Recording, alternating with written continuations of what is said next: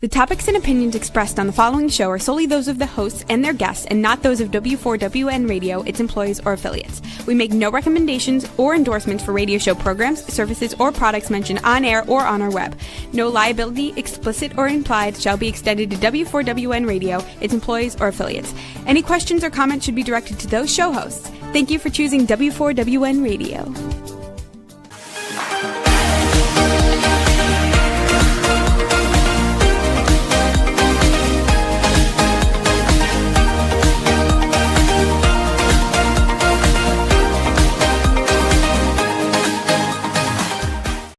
Hello and welcome to Fearless, Fabulous You. I am your host, Melanie Young, and it is a wonderfully, beautifully hot, humid, sultry southern day in New Orleans. And I have a sassy, sunny, wonderful guest who is going to lift everybody up and refresh us all with some amazing expertise. We're talking about local friend and renowned cocktail mixologist muse. I call her the Mixologist Muse, Abigail Gullo, who is the consummate hospitality professional and a friend. I've known her for years. She's been on my other show, The Connected Table. In fact, I was just listening to it to prep for this show. And I invited her on for several reasons. One, I got back from Italy and I'm just craving spritzes. I mean, it was so hot in Italy. It was like a heat wave over 100 degrees every day, and everybody was out having spritzes because the Italians know how to handle this, I think, better than the Americans. Back here in New Orleans, it's a heat wave too, and every afternoon I say it's time to be Italian and spritz it up and relax with a light, refreshing libation. I also have been drinking a lot of lower alcohol wines, and last night I crushed up the remains of a watermelon and stuck some pisco in it and a lime and made my own little homemade juicy mixer, anything to freshen up. So we're going to talk about what you can do to have refreshing cocktails now and year-round, and also some tips for having the best, most fabulous bar for your pleasure and entertaining. But we're going to talk about Abigail also because she's really a fearless, fabulous woman. She is an award-winning Bartender of the Year many times over. She has been recognized by the James Beard Foundation. This year, she was a semifinalist for Outstanding Professional and Cocktail Service. She has appeared on the Today Show. She has made drinks with Stephen Colbert, who's my favorite late night host. And if you are lucky enough to come to New Orleans, which I hope you are, because it's where I live and I chose to live, you can find some of her creative libations at Loa Bar at the International House Hotel, which is a great place to hang out and one of my top 10 bars in the city. We're coming into a big event here in New Orleans. It happens every July called Tales of the Cocktail. I know Abigail's super busy. I know that I'm trying to figure out how I'm going to juggle a million events, but she is taking time to join me on Fearless Fabulous today. So Abigail, welcome. Thank you so much, Melanie. It's such a pleasure to be here and see your beautiful, fabulous face. Well, I can't wait to see you in person and take a splash in the pool. Hey, I just learned something new about you. You are now a mermaid. On top of all your other talents, you're now a certified water aerobics instructor. What happened there? How did that come about? Oh, well, last year I was suffering greatly under our Louisiana heat coupled with perimenopause, and I just needed to be submerged in the water at all times. And I started taking classes at the New Orleans Athletic Club and fell in love with my students, with my fellow students, and with the teacher. And when she announced she was having knee surgery, I said, well, I'll get certified so I could sub and keep up with your classes. And she had a successful surgery and she's come back and taken most of her classes, but I still have one or two and I still sub. And I'm actually, the classes are getting so popular that I'm thinking about creating a new dance class in the water. So you're going to have to come over I do water aerobics. I do it by myself, but I'm so inspired to learn more about this because we all need multiple ways to figure out what we're going to do with the rest of our life. I love exercising in the water, and I'm lucky enough to have a pool, as you know, because you visit it. So you'll have to come over here and we'll dance in the water together. I will show you all the moves, babe. I mean, I am certified now, so wow, I can instruct. I'm a certified mermaid. I think that's so awesome. Do you wear a mermaid outfit? Oh gosh. Yeah, I do actually. I have a Little Mermaid bathing suit, of course. I love it. I love it. Well, you make waves all over the place, and you've certainly made waves in the world of mixology and great cocktails, winning awards. I mean, I was just rereading when we last interviewed you for the Connected Table, you just won $15,000 for the Heaven Hill Mhm. Bartender of the Year. What did you do with all that money? I used it as a down payment for my first home.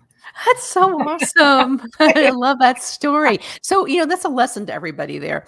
If there's a contest, enter it because you can't win if you don't enter. I mean, I'm going to enter the Bayou Radio contest to get a portable generator because I'm worried about hurricanes and I'm going to listen to the song. I'm going to enter everything because you got to do that. It's so amazing. Yeah, yeah, that was an extraordinary trip. And just I met such wonderful people as part of that trip. It was in Puerto Rico. It was my first time to Puerto Rico. I fell in love with the island. I fell in love with the people there, and it really changed my life. And that was life-changing money for me. We are bartenders. We subsist on tips, and in a seasonal city like this, it was very hard to kind of get ahead and save up enough money to buy a home. And that little bit really helped push me over the edge and help me get my first home. Well, it's true these days. Listen, I'm a writer. I don't make any money, and I do a podcast. Where are my sponsors? But you got to juggle a lot of things these days to get ahead, and you certainly have. I also remember that you studied theater in college. So your original goal was to be an actor, which is also one of those jobs where you have to take a lot of jobs to get ahead. What did you perform in any shows?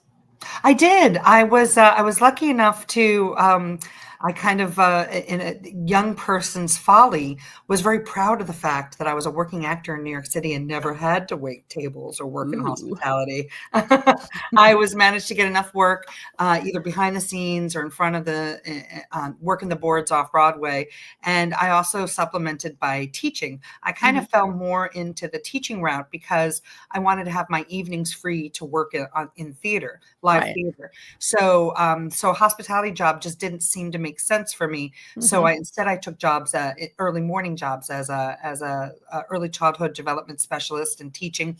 And then because of my background and my degree in theater, I became a drama teacher and helped manage a children's theater company. Well, here's a tip for you.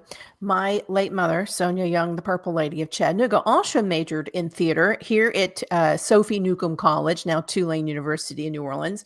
And theater has always been in my DNA. She also became a childhood developer. She worked with children with learning disabilities and later became an adjunct professor at the local University of Tennessee at Chattanooga in the theater and speech department, teaching public speaking. So a theater degree can mean so many things if anyone's trying to think about what to do with the rest of their lives or as you're starting out. It can lead you to so many other areas that can help other people develop skills as well. So that's a lot of we have in common. I love the theater.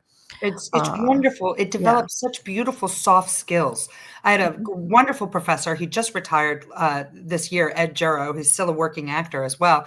And he told me something that stuck with me in my first class with him. He said, 90% of acting is reacting, and you can't react unless you're a good listener. So the soft skills that I developed as an actor, being a good listener, working together as a team in theater, but also willing to stand up and improv and think outside of the box and be a leader and stand up when that leadership is needed. These soft skills have really helped me in all aspects of my career. And in this stage of capitalism, quite late, it is important that we are able to pivot from job to job. And I'm happy to say that I've been able to pivot in career to career and found success and happiness wherever I land. And it's mostly due to these amazing skills that I developed as a theater professional. And, the absolute privilege and assistance of my supporting and loving family, of course. Well, where did you grow up? We moved around a lot when I was a kid. My dad was a radio broadcast journalist, and my mom was a historical romance writer. And he often, people asked if my dad was in the military, and my dad would answer, no, she's an Air Force brat. He was a radio journalist. So we spent some time in outside of Atlanta, Georgia, in Northern Virginia. Was born near Western New York, where my dad was from, and spent some time on Long Island, where my mom was from. So, and the Hudson Valley for a long time as well. So mostly up and down the Atlantic coast, though, was kind of where I grew up. And, you know, just like the skills you pick up when you're doing theater shows, or just like the skills you pick up, quite honestly, as a bartender, moving from gig to gig, you pick up skills along the way. You pick up habits from the people you love and admire and respect, and adopt them into your own life. And I think that also really helped me when I was growing up. Of course, I rebelled as soon as I became an adult and moved into a rent-stabilized apartment in New York City and stayed there about 20 years. So that was my rebellious age. I did that too. My mother's comment was, "You're going to be," no, what she says, "New York is going to age you." Yeah, yes, you do. You have to grow up quickly in New York. That's true, because it's a city of survival. You have to learn how to survive very quickly. Although these days it seems like everybody's surviving, not just New York. Thanks to your skills, you have survived and thrived. What led you into really embracing almost full time, a career in bartending and mixology, which are really different in many ways, but come together as well? What was the reason that you decided to just go whole in?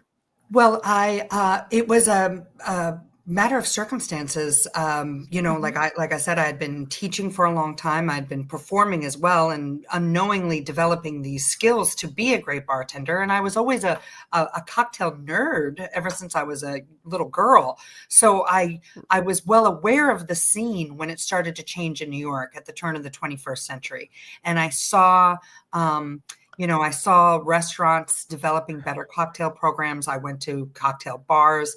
I got to see, Dale DeGroff at work at the Rainbow Room and at Windows in the World, and find and seek out the people who were creating the cocktail culture that I was interested in, that I had always kind of recreated in my house for house parties, but never really could find out in the real world. And then suddenly I happened to be there as these places are developing. So it was a wonderful circumstance that, coupled with the 9/11, which was a terrible disaster for New York City. The two biggest job creators in New York City before 9/11 was finance and the arts. They created the same number of jobs. After 9/11, that got all lopsided. And the final nail in the coffin was the global crisis of 2008. Right. For the kind of work that I did in nonprofit, in the creative arts and the theater, I just couldn't see a path to survival anymore. And I looked to these cocktail bars that were thriving and thought, wow, even when times are bad, people drink. Maybe I should. And, like I said, I was a cocktail nerd, and I was only interested in kind of craft cocktails. And suddenly that was all the rage. So it was the right place at the right time. You jumped the wave. You jumped on the wave. And, it's true, in times are bad, people still have, people need to eat and drink, and they want to be nourished, and they want to be made to feel welcome. I mean, that's the whole origin of the boarding houses and the bars, is people went there to gather. It was how they gathered and connected. Because remember, way back then, there was no internet, there was no phones. It's the only place to gather was at these bars to have a community, a communal feeling. Absolutely. And it's still that way. And as I walked around, Dave and I walked around Italy, you get that sense people have that aperitivo hour. It's like the magic hour where suddenly all the tables turn orange because everybody seems to be drinking Spritz, which I'm not an Aperol Spritz drinker, but I do like Spritzes. It's like, at the end of the day, it's like the bridge drink between, that for me, an aperitivo, they say it's to prepare your before eating and whatnot. But for me, it's that bridge drink where you just put the day away. It's the twilight drink just before sunset, where you just sit and go, let's just chill and recap. And it's so refreshing. And it's really gripped me here in New Orleans because of the heat. I eat lighter later, drink lighter later. And I'm looking for that refreshing thing. And we were talking with Charlotte Vasse last week. It was like spritzes are just here to stay, but other kinds of cocktails, craft cocktails are at every layer, and goodness knows what I'll discover at Tales of the Cocktail next week. But I learned two things about you. One, you told us that the Connected Table that you could read someone's body language to decide what kind of cocktail person they are and what they would like. Talk to me about that. I think it's really important that that when you are listening to somebody, you're listening beyond words. You're listening to their eye contact and their body language and how they're feeling, and kind of interpret that and help nudge them into, because sometimes people come and they don't know what they want to drink, and that's why they come to you. They're asking you, and they'll say like, well, what do you like? And I'm always redirecting them from that, because, we're individual people who have individual needs. What I like may not be what they like. But I could also say, well, I don't know, it's really hot right now. I feel like I can go for something light and spritzy. Does that sound good to you? And I could bounce something off of them like that. And then watching them, how they react. When you give them suggestions, you watch very carefully on how they react. If there's hesitation, go, oh, no, that doesn't seem like what you want. Let's try something else. So you're always watching for that reaction. And that physical reaction is going to tell you even before, because we're very self-conscious, right? We don't want to hurt other people's feelings sometimes. And we get nervous. And especially like post-COVID, people are so awkward now and don't know how to act in public, right? Don't know how to interact with people. And I always have a joke when we have like a particularly difficult person at the restaurant or at the bar. I used to say, oh, it's okay. Be gentle with them. It's their first time ever in a bar. And they would be like, really? And I'm like, no, but they're acting like it. Sometimes we act like, is this my first time here? I don't know how to act. I don't know how to behave. Some people get nervous and they go for different reasons. Sometimes they're happy, sometimes they're sad, sometimes they want to be alone, sometimes they want to meet people. You have to understand that. And you've worked at a lot of places that are of note. I think we first met you when you were at Sobu and then at Compare Le Pen, and then you went to Oregon for a while, and then you went, I don't know where else after that. And then suddenly you're back here in New Orleans where you belong. And I love that the title you have is creative director. Is that still right? Creative director of Loa Bar. Yeah. I put so much more into it than just making drinks. Right. I know. We create menus there. Loa is such a special jewel box of a bar. It's like the first craft cocktail bar in New Orleans. We opened up 27 years ago. First boutique hotel in New Orleans. We're located, nestled right downtown, and have this real distinct point of view, a sacred and authentic taste of place that is New Orleans.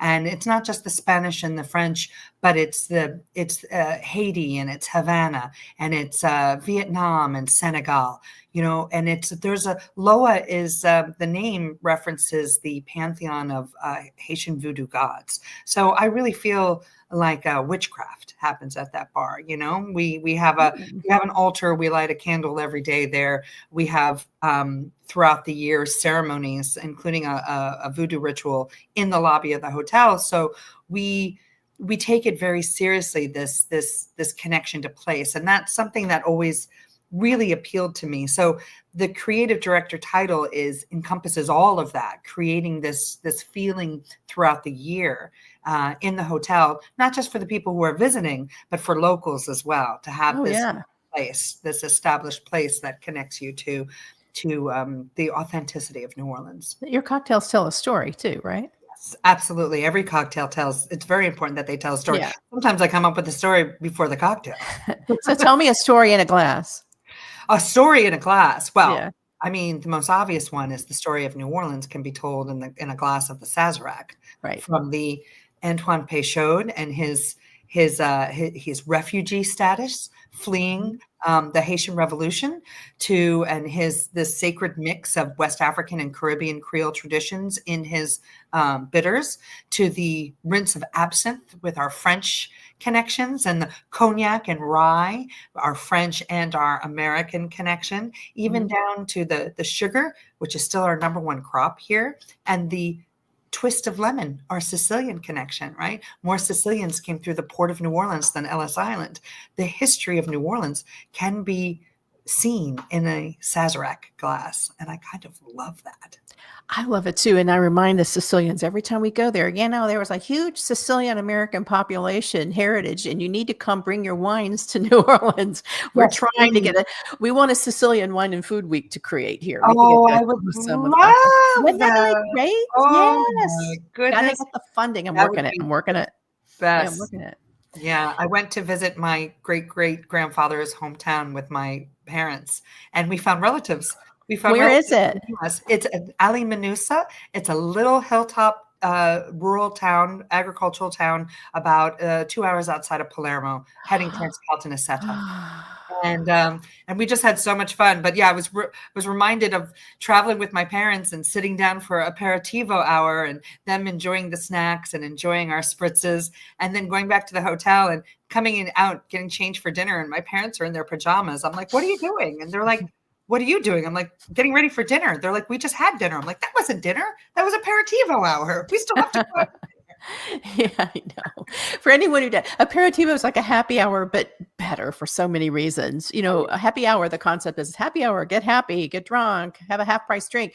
Aperitivo hour is really about savoring a moment, that dolce far niente, where you really don't have to do anything, but just have a drink, maybe some cicchetti and potato chips and some, a lot of potato chips and little munchies, Yeah. And just sit and enjoy that moment, that twilight, that pre-sunset twilight time of day. It's still hot, but you're chilling. It's great.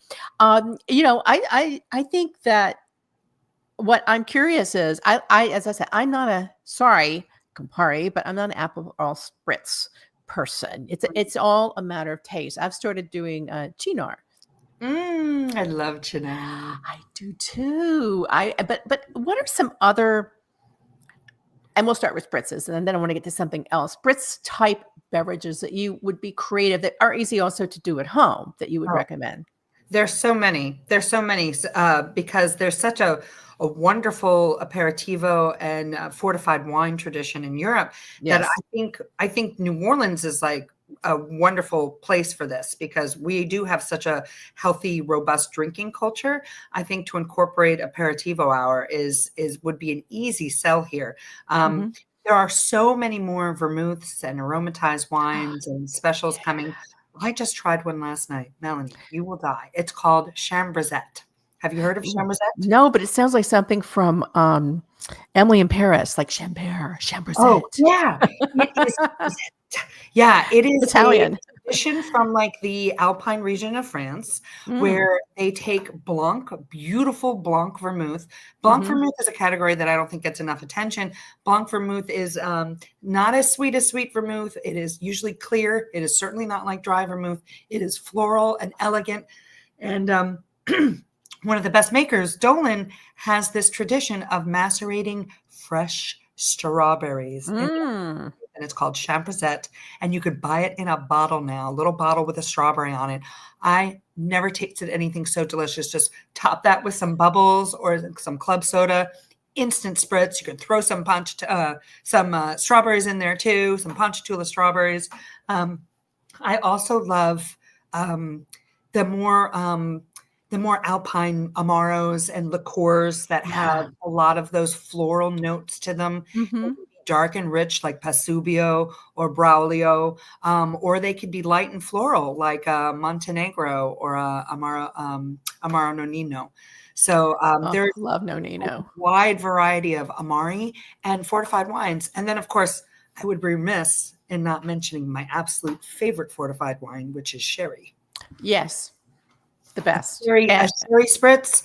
I just made one over the weekend. I did a pop-up in Memphis, and I did this drink called the Moon Goddess that used coconut water and gin and Fino sherry and orgeat. And then you could top that with like a sparkling coconut water. Oh my gosh. I mean, talk about hydrating and refreshing at the same time. Well, Very. I think you said a really important point. So, last night I was just look. We're trying to, both with hurricane season, we're trying to empty out the refrigerator and cupboard in case we lose power. Like we may be losing power this week. Who knows? So we had leftover watermelon. I crushed it all up. Had that beautiful fresh watermelon, and then I realized we didn't have. I'm like, what's the spritzy part? Other than opening another bottle of champagne, and we've done 2 for Bastille Day. But somebody sent us this non-alcohol free sparkling wine, Bodvar or something, and we didn't really like it as is, but we ended up mixing it and using it as a spritz, and it came out great. I put in some basil, and I put in some pisco, Encanto pisco, and because I love pisco, and some lime, and it was delicious, and it was just like my own little creation. So for everyone listening, you can be creative in your kitchen with what you have, but vermouths. Okay, this is what I'm looking for when I go to Tales of the Cocktail: vermouths, amaros. Vermouth Amaros. Amaros, and anything in that bitters I like, because I don't have a sweet tooth. Yeah. If I eat fruit, it's got to be fresh and like macerated. So I like those bitter alpine pine flavors and licorice. I love all that. But spritz can be, as you said, sparkling coconut water. I had a sparkling no alcohol wine, which I turned into an alcohol beverage, but I could have had it as a non-alcohol by just not adding the pisco. Yeah. And it would have been a spritz, non-alcohol spritz with laced with watermelon and basil. You can find a lot of sparkling, and it doesn't have to be like Prosecco or white wine or sparkling wine. Yeah. Not necessarily. And you can also, like, a lot of people are afraid, like you said, of opening up another whole bottle. There's great can options too. Yeah. So you're only opening up a half a bottle, So if you don't want to overdo it, and you don't want to, not that there's anything wrong. I mean, leftover champagne really lasts anyway. You could also, a key for leftover champagne, mix it with the sugar, and you've made a great syrup that's used for. Good idea. Yeasty flavor. It's absolutely gorgeous. I love it in sidecars, sours, daiquiris. That comes in really, really handy. I mean, great idea. And sherry, I love sherry. I used to work with wines from Spain. Love sherry. I love it plain, love it chilled. I love Amontillado is my favorite, but I also like a good Fino and, Palo Cortado, which I still have one. It's been open forever. I don't know if it's any good anymore, but I think I cooked with it recently. Yeah, absolutely. It has a shelf life. Yeah. So I try to use everything that way, but sherries are amazing. And yes, they make all these things you can enjoy alone or mix. And then I just saw, the bitters, Krista Cotton's bitters were on the Today Show, believe it or not. I couldn't believe it. What's the name of her bitters? Krista Cotton? Yeah. And yes. And I'm going to go pick some of that up. They're bitters and soda. Yes. Cans. I haven't had them yet, but I was like, that sounds great. Wonderful tradition. I mean, outside of America, you can get a lot of non-alcoholic kind of bitters and sodas, concoctions, and non-alcoholic like Aperol spritzes and bottles and stuff. That's very common in grocery stores in Europe. I'm sure you saw. And then it's adding a bitter component to something. It really elevates, I think, a standard sour or a standard daiquiri. You have the sweet, you have the sour, you add bitter, you're layering in another layer of flavor. And then you add something nutty and savory like sherry. Yeah. 4th layer of flavor you're layering in. That very easy with 4 ingredients. You've created a very complex, beautiful drink. And I'm so glad you mentioned herbs too. We have, my friend's garden is exploding with herbs. She keeps giving me bushels of herbs, and I love putting in everything I'm cooking, but also everything I'm drinking. So I'm craving, we have rosemary outside that I logged off my cousin's patio because they were renovating the patio. So we hauled it over to our place. I'm craving a mint. We have a basil plant now. These are wonderful herbs, but let's think about creative ways to use them. First of all, let's think about, what to do this at home, and maybe you're on a budget, but you want to have some key products and ingredients that you can mix in many ways. What would you recommend? As far as alcohol or as far as like mixers to have? Well, I would say, alcohol, you probably need to see the basics, but what would you have in addition to the basic vodka, rum, gin, and the brown spirits? What are some, you mentioned vermouth, for example. What is it that people may not be buying that they should be putting on their bar. Well, a lot of people, they'll buy that dry vermouth or that sweet vermouth to make a martini or Manhattan, and then it just sits there. I suggest Yeah. using it. You got to use it right away. Vermouth is a wine, a fortified wine, but just like wine, you got to keep it capped, keep it refrigerated, and probably use it within a couple of months. It doesn't go bad per se. It just doesn't taste as good. And I'll tell you, even if something does get oxidized, it doesn't mean it's bad. I saw a friend of mine recently do an example of showing Saint Germain is a product that doesn't have enough alcohol or sugar in it, that once it's opened, it can oxidize and it gets dark in color. And it scares a lot of people off. Well, she did a tasting and she did a wonderful example of how it's different, but not bad. And it's just taste it. If things, if it is like turned to vinegar, cook with it. But if it's just different and richer and more, has more oxidation on it, sometimes maybe that's better for brown spirits. Maybe that has caramel notes to it. That will be good for something that's a little bit darker. So there's no, there should be no waste, first of all. So don't feel like you have to throw something out just because you've had it a long time. Taste it. It's not going to hurt you. Spritzes are what people drank when they could, and these non-alcoholic, these light alcoholics is what they drank when we couldn't drink safe drinking water. It's one of the reasons why they had so many. And they had herbal qualities because that was medicine at the time too. Yeah.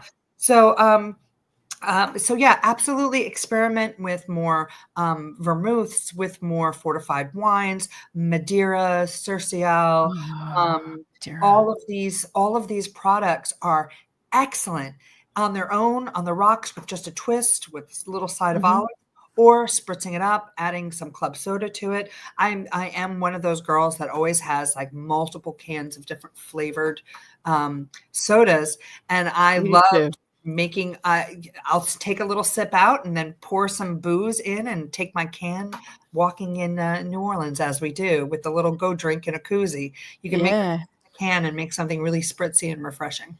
You can, and you can, and and we have a lot of cans. Although we were out recently because we drank them all because we were so hot here. It's like, can I have more? And then we were burping a lot, so we kind of backed off the bubbles for a while, except for champagne and the spritz. I also cook with a lot of stuff, so I made for Bastille Day. We made salad niçoise, and because we're cooking in a lot to save money. And David's a great cook, so I made cherry clafouti. I learned how to pronounce. Oh yeah, and Far Breton. I got a recipe from Far Breton, and I'm constantly getting prunes and cooking them in Armagnac and making a Far Breton. Oh my gosh, and then I snack on it. That's like my breakfast, like on the run. I had it with yogurt in my homemade granola. It's so French, right? Yeah. I'm like, it's eggs, it's cream, it's breakfast, right? Yeah, it was great. And then I just grabbed some Grand Marnier because I was like, what do we have that's just been sitting around forever? Because I'm really trying to use everything up before the big one.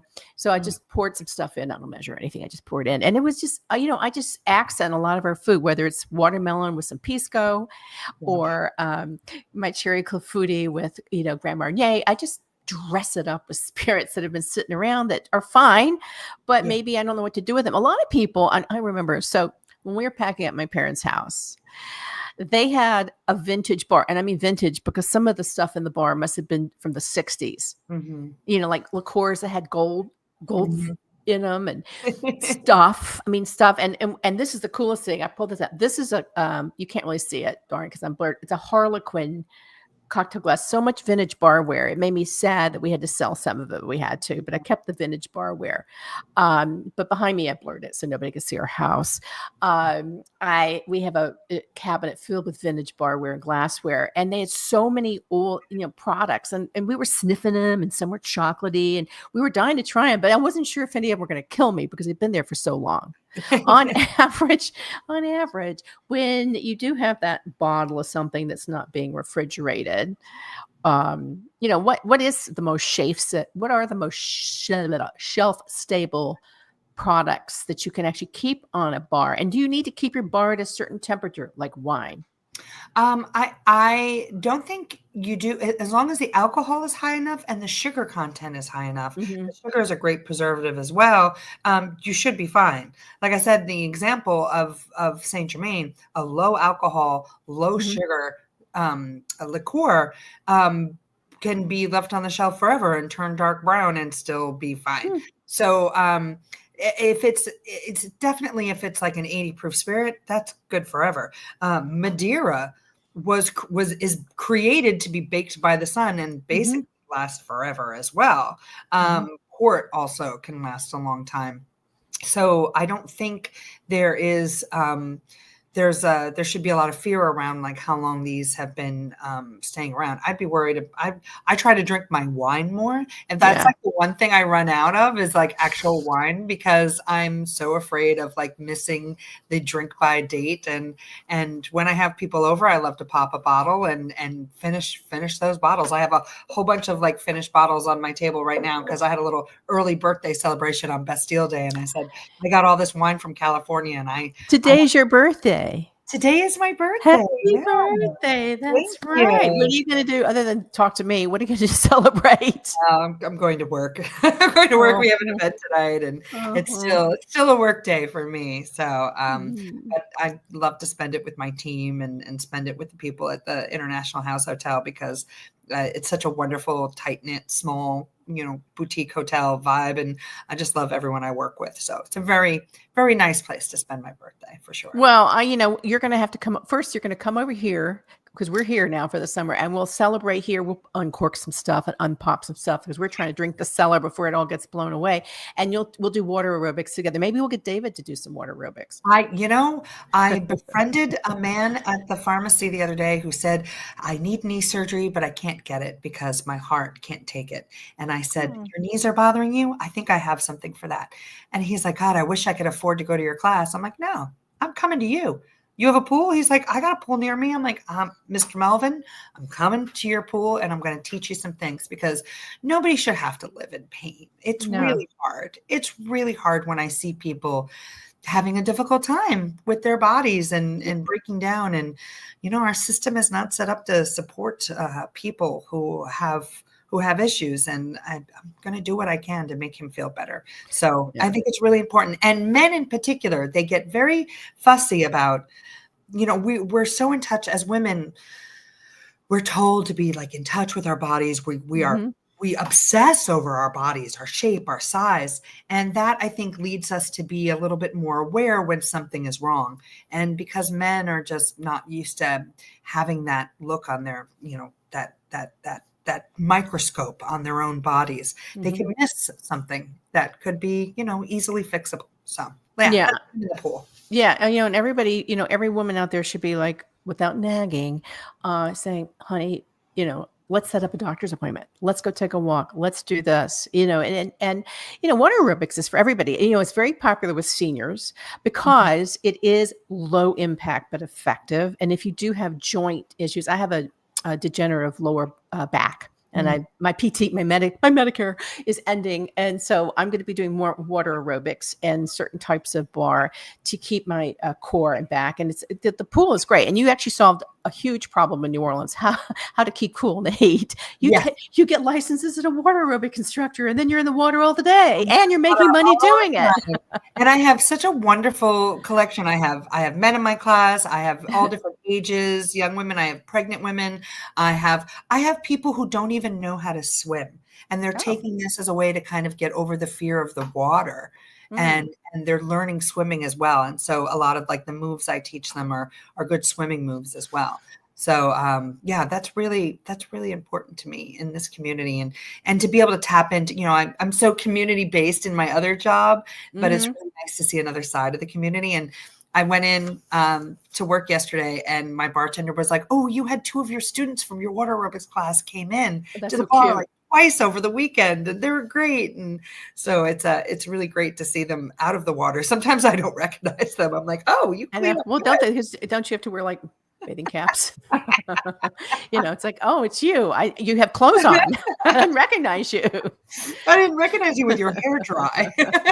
Yeah, I mean, it's very different. Well, I just love that because and also I will say, living in New Orleans, which we've now done for a year, I have to give a shout out to New Orleans' wonderful attitude about life, which is as good as the Italians' attitude about life, and the French too. But I sometimes think New Orleans is more Italian than French. The body positivity mantra here, even though obesity is a big problem throughout the state of Louisiana and whatnot, the body positivity factor is very strong. People are confident in their bodies, many of them. And I think that's really important because living in New York, where everybody's just absolutely neurotic about their bodies and their looks, it's refreshing down here. Sometimes jarring, but very refreshing also. One of my personal mottos that I've learned, and I think someone said this to me once, but I've adopted it as my own: to live in New York City, you have to be successful. To live in Los Angeles, you have to be good looking. But to live in New Orleans, you just have to be yourself. Oh, and that's just the best. I love about living here.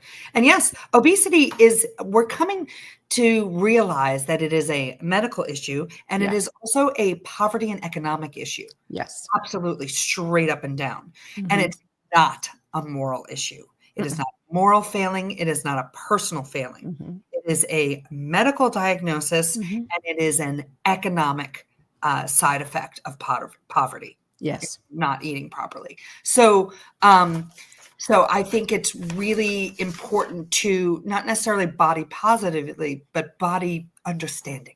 Well, it's also a movement issue. We are more sedentary. That's why a lot of children are getting obese, because they're sitting in front of their computers. And that's really what is causing my degenerative back, besides years of producing events and lifting everything, because I did that for how many years? And I was always like, oh, I'll just move the table myself, or lifting boxes of wine. No, you can't do that. But the movement factor is also really important, as well as they go hand in hand with nutrition, which is why your decision to teach water aerobics so fascinates me. You have two areas of your career, your story career, that are so fascinating. One, you create these amazing libations that give people such joy and satisfaction and pleasure. And we all need more pleasure in our life. And you have a bar that truly is tiny. It's a jewel in a gem box. And I hear there's a great Japanese restaurant I'm dying to try. And you are made to feel welcome and comfortable there. And it is beautiful. It's stylish, but it's not stylish in that way where you're not feeling comfortable. Everybody is welcome. And I think that's a great balance between your helping people become stronger and more confident in their swimming and their body and their self through water aerobics, and then bringing them comfort and making them feel at home, which New Orleans does at Loa. Because one of the great things about New Orleans is the phrase "welcome home." Which people were saying to us before we even moved here. And it made us feel like finally, and I'm writing about this, finally, we have somewhere we are welcomed home and we have a place, right? Absolutely. Absolutely. We treasure our community here. It's such a unique and distinct culture that you can't find anywhere else. And we're fiercely protective of it. Yeah. And the people, and it's, no lie, this is a difficult city to live in for a lot of reasons. So when you choose to live here, we are so happy to have you, because you add so much to the storied fabric of the city and everything that it means to everyone here, everyone in the past, and everyone in the future. So two things. Where do you go to relax and unwind in New Orleans? And two, how would you describe yourself as a cocktail? What would you be mixed up with? What's your mix? Where do I go to relax? Besides the pool, and New Orleans Athletic Club, which I love, just being in the same pool that Tennessee Williams used to swim in. Yeah, that sung to me because I'm a Tennessee Williams fan. Yeah, for sure. For sure. I kind of love the vibes. And there is a bar in the gym too, which is very nice to have. Really? That's so funny. How perfectly New Orleans. I'm so New Orleans. But often I love to take my dogs to the park, and I go to, there's a little park in the French Quarter. I just love walking around the French Quarter. I live right outside of the French Quarter, Yeah, me and too. I love my Mhm. neighborhood. I love its access to the French Quarter. I have friends that live in the French Quarter, and I'll just sit on their stoop and just watch the world go by, and say hi to people and see all the characters and get all the story and all the gossip. The French Quarter, people think of it as a tourist area. It is a highly residential area with its own unique, distinct neighborhood vibes, and I love being a part of that. So that's kind of where I go to chill out. If I Mhm. need go and have a little bit more space, I love City Park, and I love walking through. There's Mhm. beautiful, kind of eerie groves of live oaks there that I just recently found out are Mhm. replanted live oaks that used to be on Claiborne Avenue, and they ripped them out when they built the Oh, highway really? and destroyed, kind of destroyed my neighborhood, cut my neighborhood, the Treme, in half with this project. Very racist, happens all over the country, where they put a highway through a Oh. thriving Black neighborhood. And Claiborne Mm. Avenue used to be full of these beautiful live oaks, and they ripped them up and they replanted them in City Park. So I go there and commune with those trees. I feel a connection to my neighborhood there. It always felt a little eerie and Mhm. spooky. I was wondered why I was always drawn to this particular grove of live oaks. And then I found out the history of these particular live oaks, that they were ripped out from my Mhm. neighborhood. And so that's where I like to go to find peace and commune Well, I and know those live oaks. I was there. That's my favorite place. mhm. Yeah. Yeah. Yeah. Yeah, those live oaks are beautiful. The farmers market's right there, Mhm. and it's magical. City Park is magical, It period. is. And the Treme is an incredibly beautiful historic neighborhood just adjacent to the French Quarter. And Mhm. I know exactly what you're talking about with the highway going through, because I hate that highway. The highway.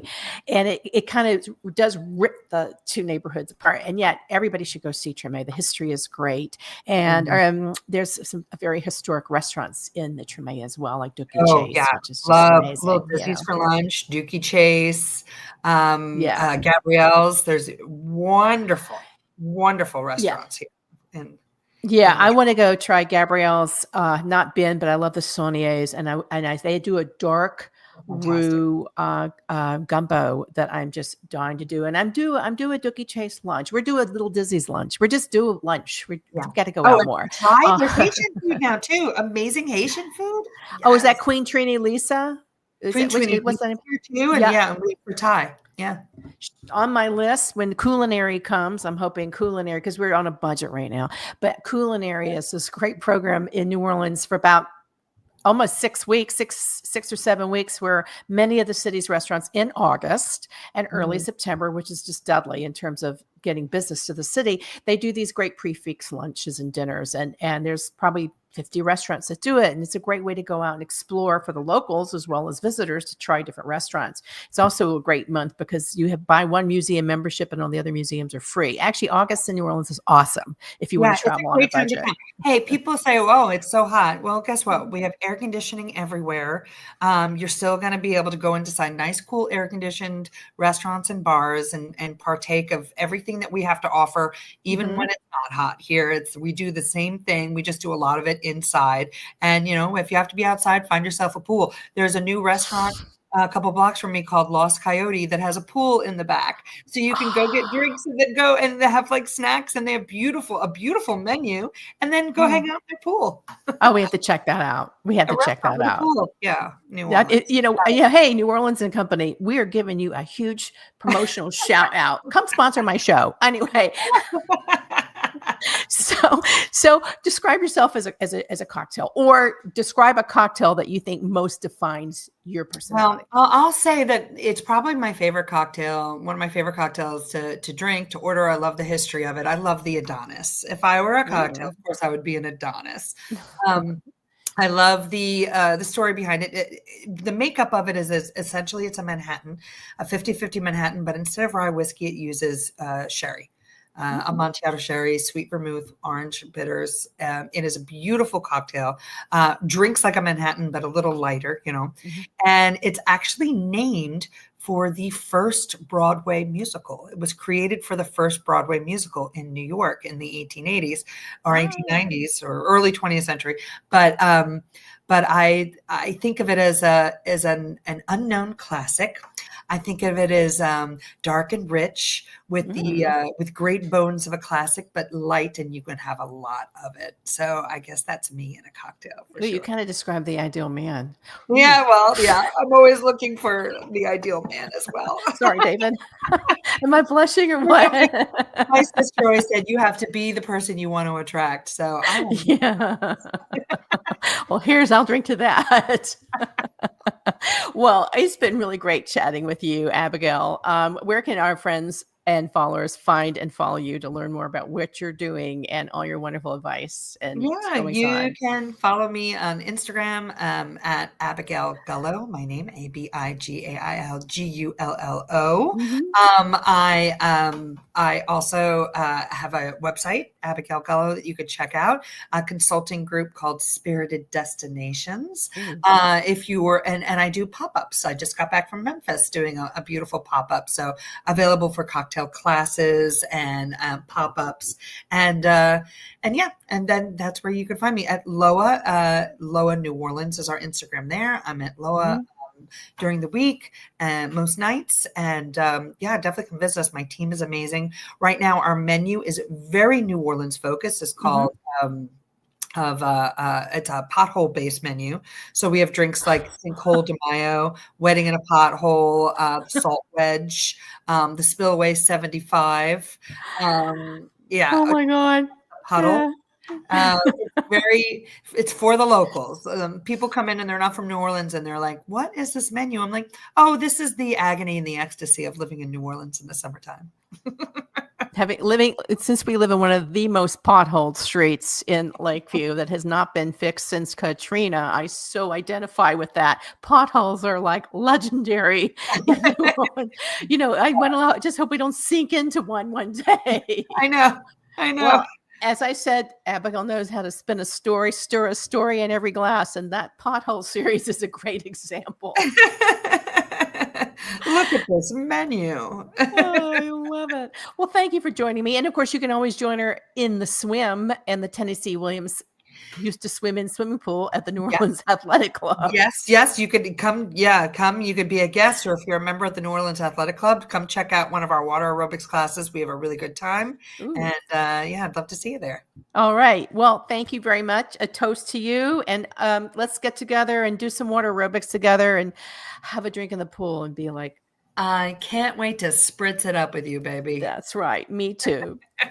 I hope everybody's enjoyed this show. I have. I'm in the spirit, and we love the spirit of New Orleans. So come on down and visit. Go to Loa Bar. Check out Abigail's website. Come down and support this wonderful city in the hottest time of the year, because it is the best time of the year to be here if you want to get great food and drink at a great price. Yes. And, entertain people at home. Enjoy, have an aperitivo, don't rush, learn to sip, savor, and enjoy life, because you have a choice on how you live life. You can choose it, and you should choose it on your terms. And I say choose fearless and fabulous. Thank you. Follow me, Melanie Fabulous, and have a great day.